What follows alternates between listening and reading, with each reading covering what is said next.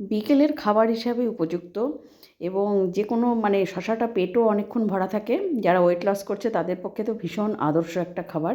সেটা হলো থেচা স্যালাড, শশা দিয়ে বানিয়েছি। শশাটার খোসা ছাড়িয়ে শশাটাকে লম্বা লম্বা করে এভাবে কেটে নিলাম।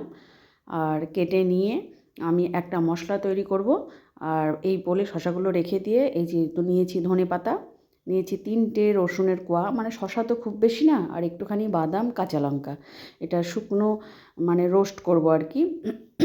করে নিয়ে যখন হয়ে যাবে এটা, তখন এটাকে ঠান্ডা করে আমি হামানদিস্তায় এটাকে মানে থ্যাতা থ্যাতা করব।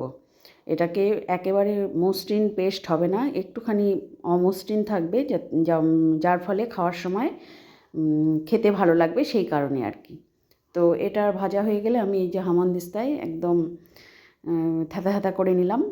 মানে এক কথায় থ্যাচা মানে এই কথা থেকেই এসছে।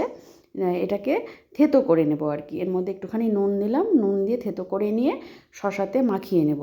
আর মানে অন ক্যামেরায় আমি ওটা দেখাতে পারিনি, যেটা এর মধ্যে এই মশলাটা দিয়েছি আর দিয়েছি একটুখানি লেবুর রস দিয়ে এটাকে সুন্দর করে মেখে নিয়েছি। উপর থেকে একটুখানি শুকনো লঙ্কার গুঁড়ো ছড়িয়ে নিয়েছি, নিয়ে ব্যাস সোজাই মুখে জ্বালান।